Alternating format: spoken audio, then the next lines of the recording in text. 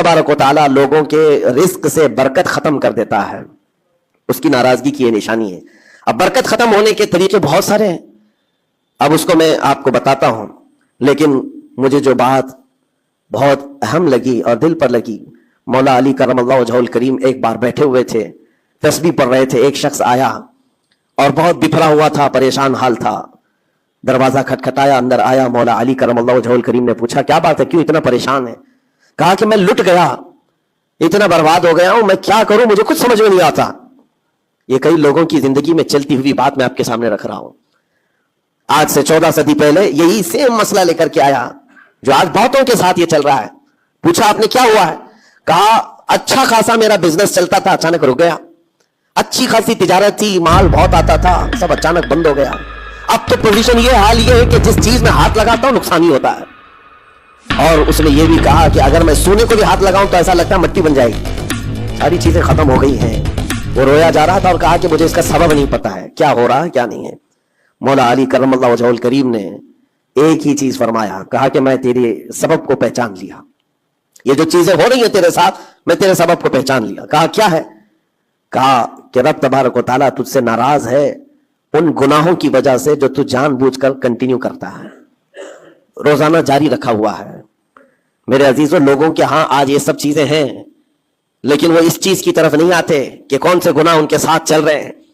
जब बंदा गुनाहों पर मुसिर हो जाता है, इसरार का मतलब कंटिन्यू कर रहा है, तो ये निशानी है। खास तौर पर मौला अली करमल्लाहु वजहुल करीम ने फरमाया कि उसका रब उससे नाराज है, अल्लाह नाराज है, उसको तौबा की तौफीक नहीं मिल रही है, उसको बाज आने का मौका नहीं मिल रहा है।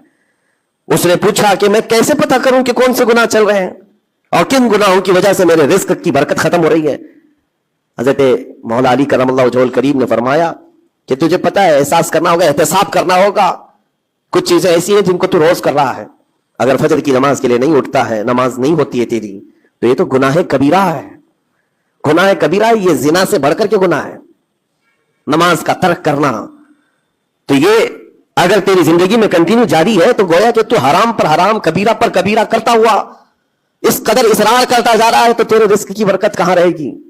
खत्म हो जाएगी। तेरे दिल के अंदर अल्लाह ताला ने सख्ती पैदा कर दी है। मेरे अजीजों, आज के हालात में अगर कोई इस तरह का मामला लेकर के आए, बाबा के पास फौरन भागेगा कि मेरे रोजी पर किसी ने बंदिश कर दी है, रोक लगा दी है, किसी ने जादू टोना कर दिया है। उसको अपनी फिक्र नहीं है कि उसके अमल क्या है, लेकिन बाबाओं के पास जाना है, किसी मौलाना के पास जाना है, किसी आमिल के पास जाना है। दुकान में अच्छी तिजारत चल रही थी, अचानक बंद हो गया। और बाबा भी ये नहीं कहते कि तौबा कर ले तो सही हो जाएगा, नहीं, वो उसके रिश्तेदारों में से किसी ने बड़ा कुछ कर दिया है, उसको यही सजेस्ट किया जाएगा।